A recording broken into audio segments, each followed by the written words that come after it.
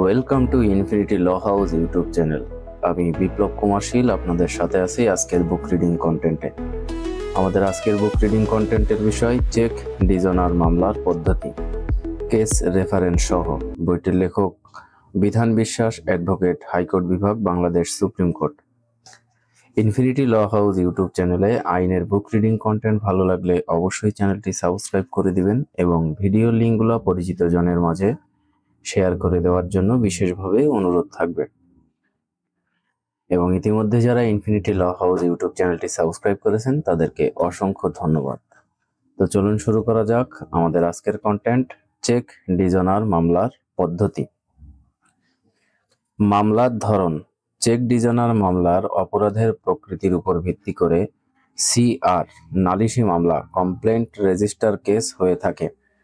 The negotiable instrument act 1881 এর 141 ধারার ক দফা মতে চেকের প্রাপক অথবা ধারক বা যথাকালে ধারক কর্তৃক লিখিতভাবে কোনো নালিশ দাখিল ব্যতীত 138 ধারার অধীন কোনো আদালত কোনো অপরাধ শাস্তিযোগ্য বলে আমলে গ্রহণ করবেন না। সিআর মামলা বা নালিশি মামলা। যে সকল মামলা সরাসরি নালিশের মাধ্যমে আদালতে দায়ের করা হয় তাকে নালিশি মামলা বলে। কিছু ব্যতিক্রম ব্যতীত যখন থানায় মামলা দায়ের করতে অপারগ হয় তখন আদালতে নালিশি দরখাস্তের মাধ্যমে উক্ত মামলা দায়ের করা হয়। উচ্চ আদালতের নজির। নালিশ হতে হলে অবশ্যই ম্যাজিস্ট্রেটের নিকট অভিযোগ করতে হবে এবং ইহা পুলিশ রিপোর্টকে অন্তর্ভুক্ত করে না। 7 BCRAD 100 দ্রষ্টব্য। অপরাধ সম্পর্কে যিনি জানেন বা জ্ঞাত আছেন এরূপ কোনো ব্যক্তি নালিশ করতে পারবেন। 18 CWN 92 দ্রষ্টব্য। ফৌজদারি কার্যবিধির 190 ক ধারার বিধান মতে প্রয়োজন নেই যে ঘটনা সম্পর্কে যিনি ব্যক্তিগতভাবে জ্ঞাত তিনি অবশ্যই নালিশ করবেন। 25 CWN 357 দ্রষ্টব্য। নোটিশ গ্রহণের তারিখ। মামলার ঘটনাগত বিষয়। নালিশকারী উক্ত বিষয়টি সাক্ষ্য প্রদানের মাধ্যমে প্রমাণের অধিকারী বিধায় নালিশ আবেদনে নোটিশ গ্রহণের তারিখ উল্লেখ না করার কারণ মামলার কার্যক্রম বাতিল করা যাবে না। 60 DLR AD 195 দ্রষ্টব্য। চেক ডিজনার মামলায় নালিশি দরখাস্তের বিষয়বস্তু। 1 আদালতের নাম, যে আদালতে দায়ের করা হচ্ছে। 2 মামলা নম্বর, সিআর মামলা নম্বর। 3 আইনের ধারা, নেগোসিয়েবল ইনস্ট্রুমেন্ট অ্যাক্ট 1881 এর 138 ধারা। 4 বাদীর নাম, ঠিকানা ও পরিচয়। 5 আসামির নাম, ঠিকানা ও পরিচয়। 6 সাক্ষীগণের নাম ও ঠিকানা। 7 ঘটনার স্থান। 8 চেক প্রদানের তারিখ। 9 চেক ডিজনারের তারিখ। 10 নোটিশ প্রদানের তারিখ। 11 নোটিশ ফেরতের তারিখ। 12 বিচার্য অর্থের পরিমাণ। 13 ঘটনার সময়। 14 চেক লেনদেনের বিষয়ে সংক্ষিপ্ত বিবরণ। 15 নালিশের গর্ভে থাকবে চেক প্রদানের তারিখ, ব্যাংকের নাম, ব্যাংকের শাখার নাম, হিসাব নম্বর, চেক নম্বর ও চেকে উল্লেখিত টাকার পরিমাণ। চেকটি নগদায়নের জন্য যে ব্যাংকে উপস্থাপন করা হয়েছিল। 17 চেকটি নগদায়নের জন্য উপস্থাপনের পর কী কারণে তা ডিজনার হলো। 18 একাধিক উপস্থাপনের ক্ষেত্রে সর্বশেষ তারিখ এবং ডিজনারের কারণ। 19 অভিযুক্ত ব্যক্তি লিগ্যাল নোটিশ পাওয়ার পর যদি উক্ত নোটিশের জবাব প্রদান করে সেক্ষেত্রে জবাবের সংক্ষিপ্ত বিবরণ। 20 আসামি অত্র আইনের যে ধারায় অপরাধ করেছে ওই মর্মে বিবৃতি। 21 নালিশি দরখাস্তে যে প্রতিকার প্রার্থনা করা হচ্ছে তা উল্লেখ করতে হবে। 22 কোম্পানির ক্ষেত্রে প্রদত্ত চেকের স্বাক্ষরকারী এবং পরিচালকগণকে পক্ষ হিসেবে অন্তর্ভুক্ত করতে হবে। 23 তাছাড়াও অন্যান্য গুরুত্বপূর্ণ বিষয়সমূহ দফাতে উল্লেখ করতে হবে ইত্যাদি। নোট: নালিশি দরখাস্তের সাথে সকল প্রয়োজনীয় দলিলাদির ফটোকপি, ছায়ালিপি ফিরিস্তি যোগে আদালতে দাখিল করতে হবে। ফিরিস্তি যোগে যে সকল দলিলাদি কাগজপত্র দাখিল করতে হয় তা হলো: 1 চেকের ফটোকপি, 2 নোটিশের ফটোকপি, 3 বাদীর জাতীয় পরিচয়পত্রের ফটোকপি, 4 কোনো দলিল চুক্তি সম্পাদিত হয়ে থাকলে তার ফটোকপি ক্ষেত্রমতে, 5 লিগ্যাল নোটিশের জবাব প্রদান করা হলে সেক্ষেত্রে উক্ত জবাবের ফটোকপি ক্ষেত্রমতে ইত্যাদি। নালিশি দরখাস্ত দাখিলের সাথে প্রসেস ফি এবং নালিশি দরখাস্তের একটি ফটোকপি দাখিল করতে হয় ও নিযুক্তিয় অ্যাডভোকেটের ওকালতনামা দাখিল করতে হয়। উচ্চ আদালতের নজির: নালিশের ঘটনার উল্লেখ না থাকায় কোনো মামলার কার্যক্রম বাতিলের জন্য যথেষ্ট বলে বিবেচিত হবে না। নোটিশ প্রদান, গ্রহণ ও অন্যান্য বিষয়াদি মামলার ঘটনাগত বিষয় যা বিচারিক পর্যায়ে সাক্ষ্য গ্রহণের মাধ্যমে নির্ধারণের সুযোগ রয়েছে, তাই নালিশকারীকে এই সকল বিষয়ে সাক্ষ্য প্রদানের সুযোগ ব্যতীত নালিশে উল্লেখ করা হয়নি। এই যুক্তিতে সম্পূর্ণ মামলার কার্যক্রম বাতিল করা যাবে না। 22 ALR 381 ভলিউম 2 দ্রষ্টব্য: নালিশি দরখাস্তের নোটিশ গ্রহণ করার তারিখ উল্লেখ না করায় দূষণীয় হবে না। ইহাই একটি ঘটনাগত বিষয় যা বিচারের সময় নির্ধারণ করা যেতে পারে। এইরূপ কারণে নালিশটি বাতিল করা যায় না। 60 DLR AD 195 দ্রষ্টব্য: বিশেষ দ্রষ্টব্য: চেক ডিজনার মামলা দায়েরকালে নালিশি দরখাস্তের পাশাপাশি মজহর বা নালিশকারী এই মর্মে এফিডেভিট মূলে ঘোষণা করবেন যে মজহর নিজে নন বরং নালিশি চেকটি অভিযুক্ত ব্যক্তি কর্তৃক পূরণ করে তাকে প্রদান করেছেন। বিগত 11/6/2023 তারিখে প্রদত্ত রায়ে চেকের মামলা দায়েরের সময় নালিশের সাথে বাদীর এফিডেভিট বাধ্যতামূলক করা হয়েছে। 2022 সালের 42-39-3 নং ফৌজদারির বিবিধ মামলা দ্রষ্টব্য: নালিশকারীর মৃত্যুর ফলাফল। কমপ্লেনেন্ট নালিশকারীর মৃত্যুর ফলে দ্য নেগোসিয়েবল ইনস্ট্রুমেন্ট অ্যাক্ট 1881 এর 138 ধারার অপরাধ সংক্রান্ত মামলা IPSO ফ্যাক্ট টার্মিনেটেড বা অ্যাবেট হবে না। MS M.MTC Limited and other versus MS Medical Chemical and Pharma Limited 2002 এক ক্রাইমস 156 SC 2001 8 সুপ্রিম 227 মামলার ক্ষেত্রে মামলা চলাকালীন সময়ে নালিশকারীর মৃত্যু হয়। বিদেশে অবস্থানরত নালিশকারীর ছেলে ও মেয়ে তাদের পাওয়ার অফ অ্যাটর্নি হোল্ডার এর মাধ্যমে মামলা চালানোর জন্য আদালতে আবেদন করলে আদালত উক্ত আবেদন মঞ্জুর করেন। উচ্চ আদালতের নজির: পিকে কয়া ময়দিন বনাম জি হরি হরণ মামলায় দেখা যায় যে চেক গ্রহীতা যদি নালিশের পূর্বেই মৃত্যুবরণ করে তবে তার পুত্র কর্তৃক পিতার ওসিয়তের নির্বাহক হিসেবে নালিশ দায়েরের জন্য অনুমোদিত নয়। 1996-86 কোম্পানি কেস 399 দ্রষ্টব্য: পাওয়ার অফ অ্যাটর্নি কর্তৃক নালিশ দায়ের। Y Srilata alias Roja versus Mukanchandra Bhatta 2002 crimes 19 MAD মামলায় চেক গ্রহীতা পাওয়ার অফ অ্যাটর্নি হোল্ডার কর্তৃক নালিশ দায়ের করা হয়। চেক গ্রহীতা মামলার শুনানির সময় স্বাক্ষর প্রদান করেন। সিদ্ধান্ত হয় যে চেক গ্রহীতার পক্ষে তার পাওয়ার অফ অ্যাটর্নি হোল্ডার অভিযোগ দায়ের করতে পারবেন। উচ্চ আদালতের নজির: অ্যাটর্নি কর্তৃক দাখিলকৃত নালিশি দরখাস্তের ভিত্তিতে মামলাটি আমলে নেওয়া হয়েছে এবং ফৌজদারি কার্যবিধির 200 ধারায় নালিশকারীকে পরীক্ষা করার আদেশ আইনগত ও যথাযথ হয়েছে।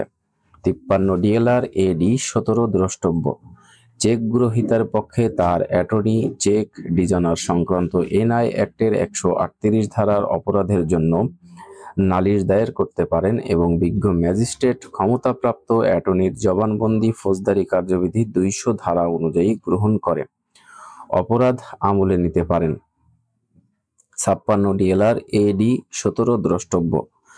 নালিশকারীর মামলা নালিশকারীকেই দায়ের করতে হবে, তবে যথাযথ কারণে নালিশকারী যদি নিজে মামলা দায়ের করতে অসমর্থ হন সেক্ষেত্রে তার বৈধ প্রতিনিধি তার পক্ষে ওই মামলা দায়ের করতে পারবেন। অত্র মামলায় সুপ্রিম কোর্টের আপিল বিভাগ এই মত প্রদান করে যে প্রতিনিধির মাধ্যমে মামলা দায়ের অবৈধ হবে না, বরং বলেন যে যথাযথ ক্ষমতাপ্রাপ্ত প্রতিনিধির মাধ্যমে যে কোনো ব্যক্তি আইনের 138 ধারায় মামলা দায়ের করতে পারেন। ইহাতে আইনগত কোনো বাধা নেই। 56 ডিএলআর এডি 17 দ্রষ্টব্য। চেক ইস্যুকারীর মৃত্যুর ফলাফল।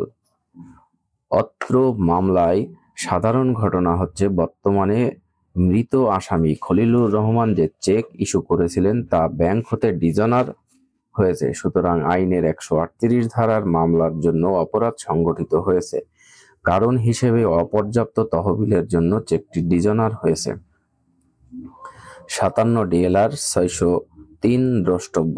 চেকটি ব্যাংকে নগদায়নের জন্য উপস্থাপন করা হলে অপর্যাপ্ত তহবিলের জন্য ব্যাংক কর্তৃক চেক ডিজনার হয়ে ফেরত আসে। চেক ইস্যুকারী বর্তমানে মৃত হওয়ায় তার ওয়ারিশদের বিরুদ্ধে আইনের 138 ধারায় মামলা হবে। 57 ডিএলআর 603 দ্রষ্টব্য। চেক ডিজনার মামলা দায়ের করার পদ্ধতি।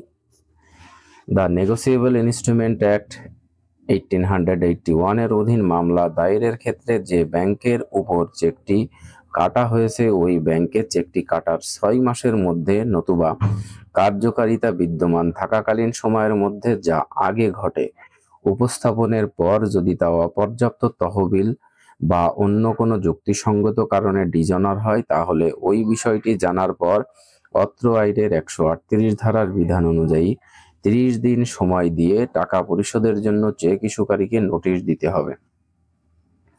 তারপর এই সময়ের মধ্যে চেকদাতা টাকা পরিশোধে ব্যর্থ হলে উহার পরবর্তী 30 দিনের মধ্যে চেক গ্রহীতাকে এখতিয়ার সম্পন্ন ম্যাজিস্ট্রেট আদালতে সিআর মামলা নালিশি মামলা দায়ের করতে হবে। জেনারেল আইনের অধীন মামলা। দ্য নেগোসিয়েবল ইনস্ট্রুমেন্ট অ্যাক্ট 1881 এর 138 ধারা dishonour of cheque for insufficiency etc for fund is the account সংক্রান্ত বিধান সম্পর্কে উল্লেখ করা হয়েছে। উক্ত ধারায় 3 উপধারা মতে উপধারা 1 এবং 2 এ যা কিছুই বলা থাকুক না কেন চেক গ্রহীতা চেকে বর্ণিত সম্পূর্ণ বা আংশিক আদায়কৃত টাকা আদায়ের দাবিতে দেওয়ানি আদালতে অভিযোগ উপস্থাপন করতে পারবেন। উচ্চ আদালতের নজির। এনআই অ্যাক্টের 138 ধারার অপরাধ সংগঠনের জন্য চেকটি অবশ্যই আইনে নির্ধারিত সময় অর্থাৎ 6 মাসের মধ্যে ব্যাংকে নগদায়নের জন্য উপস্থাপন করতে হবে, অন্যথায় আইনের 138 ধারার অপরাধ সংগঠিত হবে না। তবে চেকদাতার বিরুদ্ধে দেওয়ানি মামলা দায়ের করা যাবে। এআইআর 2001 SC 1161 দ্রষ্টব্য। আপিল বিভাগ কর্তৃক সিদ্ধান্ত গৃহীত হয় যে আইনের 141 ধারাটি শুরু হয় নটউইথস্ট্যান্ডিং, ফলে এনআই অ্যাক্টের মামলা আমলে গ্রহণের ক্ষেত্রে ফৌজদারি কার্যবিধি প্রয়োগ হবে না। চেক ডিজনার হলে এনআই অ্যাক্টের 138 ধারার মামলা ব্যতীত প্রতারণার মামলাও দায়ের করতে পারবেন। এনআই অ্যাক্টের 138 ধারার মামলা দায়ের বারিত হলেও চেক নগদায়নের জন্য ব্যাংকে উপস্থাপন বারিত হবে না। চেকের ধারক আইনের 138 ধারার 3 উপধারা অনুযায়ী দেওয়ানি আদালতে মামলা দায়ের করে টাকা আদায় করতে পারবে এবং উপরে উল্লেখিত মতে পেনাল কোডের অধীনেও মামলা দায়ের করতে পারবে। 11 ALR AD 105 ভলিউম 3 দ্রষ্টব্য। ইহা প্রতিষ্ঠিত নীতি যে দেওয়ানি মামলা চলমান থাকলেও ফৌজদারি মামলা পৃথকভাবে চলবে এবং একই ঘটনা দেওয়ানি মামলা চলমান থাকলে ফৌজদারি মামলা চলতে আইনগত কোনো বাধা নেই, কারণ দেওয়ানি মামলা টাকা আদায়ের জন্য এবং ফৌজদারি মামলা অপরাধের বিচারের জন্য দায়ের করা হয়। সুতরাং উভয় মামলা একই সময়ে চলতে আইনত কোনো বাধা নেই। 16 ALR 162 থেকে 163 ভলিউম 2। হাইকোর্ট বিভাগ অভিমত প্রদান করেন যে অর্থ ঋণ মামলা মূলত সুদসহ টাকা আদায়ের নিমিত্তে দায়ের করা হয়। অর্থ ঋণ মামলায় কোনো ফৌজদারি দায় নাই। অন্যদিকে এনআই অ্যাক্টের মামলা ফৌজদারি দায় বহন করে। উক্ত মামলা সর্বোচ্চ 1 বছরের কারাদণ্ড ও চেকে বর্ণিত টাকার 3 গুণ অর্থদণ্ড বা উভয় দণ্ডের বিধান রয়েছে। হাইকোর্ট বিভাগ এই অভিমত প্রদান করেন যে অর্থ ঋণ আদালতে মামলা চলমান থাকলে এনআই অ্যাক্টের 138 ধারার বিধান অনুসারে চলমান দায়েরা মামলা বাতিলের জন্য যথাযথ হেতু নয়, তাই জারিকৃত রুল খারিজ হয়। 18 ALR 251 ভলিউম 1 দ্রষ্টব্য। আইনের প্রতিষ্ঠিত নীতি হল গ্রহণকৃত ঋণের বিপরীতে প্রদানকৃত চেক ডিজনার হলে এনআই অ্যাক্টের 138 ধারায় ঋণ প্রদানকারী ব্যাংক মামলা দায়ের করার অধিকারী হবেন। এনআই অ্যাক্টের 138 ধারার মামলা দায়েরের ক্ষেত্রে অর্থ ঋণ আদালতের মামলা বাধা হবে না। 23 ALR 40 ভলিউম 3। এনআই অ্যাক্টের 138 ধারার খ দফা অনুযায়ী অবশ্য পালনীয় শর্ত হচ্ছে যে চেকটি প্রাপক ব্যাংক কর্তৃক চেকটি অপরিশোধিত অবস্থায় ফেরত এসেছে মর্মে অবগত হওয়ার 15 দিনে বর্তমানে 30 দিন এর মধ্যে চেক ইস্যুকারীকে লিখিত নোটিশ প্রদান করতে হবে। চেকে বর্ণিত টাকা 7 দিনের মধ্যে চেক গ্রহীতা পরিশোধের দাবি জানিয়ে চেক ইস্যুকারীকে নোটিশ প্রদান করায় উক্ত আইনের 138 ধারার খ দফা অনুযায়ী আইনের কোনো শর্ত ভঙ্গ করেননি। আইনের সংশ্লিষ্টতা হচ্ছে নোটিশ প্রেরণের তারিখে কোনো অবস্থাতেই 15 দিন, বর্তমানে 30 দিন অতিবাহিত হবে না। নোটিশের 7 দিনের মধ্যে টাকা পরিশোধের দাবি করা যেতে পারে। উক্ত সিদ্ধান্তে আরও বলা হয়েছে যে কোম্পানির পক্ষে লিখিত ক্ষমতাপ্রাপ্ত প্রতিনিধি কর্তৃক মামলা দায়েরের ক্ষেত্রে আইনগত কোনো বাধা নেই। ঘটনা পর্যালোচনায় দেখা যায় যে এনআই অ্যাক্টের 138 ধারায় অপরাধ সংগঠিত হয়েছে। এক্ষেত্রে নালিশকারীর সামনে পেনাল কোড সহ 2টি পদ্ধতি খোলা আছে। পারিপার্শ্বিক অবস্থা বিবেচনা করে বিজ্ঞ আদালত যথাযথভাবে পেনাল কোডের 420 ধারার অপরাধ আমলে নিয়েছে, ইহা বেআইনি হয়নি। 8 BLC 518 দ্রষ্টব্য। চেক ডিজনার হওয়ার পর লিগাল নোটিশ প্রাপ্তির 15 দিনের মধ্যে বর্তমানে 30 দিনের মধ্যে চেকের টাকা পরিশোধে ব্যর্থ হলে এনআই অ্যাক্টের 138 ধারার অধীন অপরাধ সংগঠিত হয়। এই ধরনের অপরাধ সংগঠিত হলে ভিন্নরূপ কোনো বিধান না থাকায় দেওয়ানি মামলা চলমান থাকলেও ফৌজদারি আদালতে মামলা চলতে আইনগত কোনো বাধা নেই। 9 BLC 88 দ্রষ্টব্য। নালিশি আবেদনে কিছু গুরুত্বপূর্ণ বিষয়ের অনুপস্থিতি থাকলেও রাষ্ট্রপক্ষের মামলা নিরর্থ হবে না। অত্র মামলায় অনুষ্ঠিত লেনদেন দেওয়ানি প্রকৃতির এবং এনআই অ্যাক্টের 138 ধারার অধীনেও অপরাধ। ফলে ফৌজদারি মামলায় অপরাধের বিচার হলেও দেওয়ানি মামলা মূলত ঋণ আদায়ের জন্য করা হয়ে থাকে। ফলশ্রুতিতে চলমান মামলায় হস্তক্ষেপ করা যাবে না। 11 BLC 116 দ্রষ্টব্য। এনআই অ্যাক্টের 138 ধারা চেক ডিজনারের বিচার হলেও পেনাল কোডের 420 ধারা প্রতারণার বিচার হয়ে থাকে। উভয় মামলায় অপরাধ স্বতন্ত্র। মামলা বিচার নিষ্পত্তির ক্ষেত্রে সাধারণ আইন এবং বিশেষ আইন বিবেচ্য বিষয় নয়। একমাত্র বিবেচ্য বিষয় মামলার প্রাথমিক উপাদান বিদ্যমান আছে কিনা। অত্র মামলায় এখনো অভিযোগ গঠন করা হয়নি, ফলে আসামি পক্ষ হতে উত্থাপিত যুক্তি চার্জ গঠনে আসামি প্রাথমিক প্রতারণার উদ্দেশ্যে পরবর্তী আচরণ দ্বারা প্রমাণ করতে হয়। 11 BLC 119 দ্রষ্টব্য।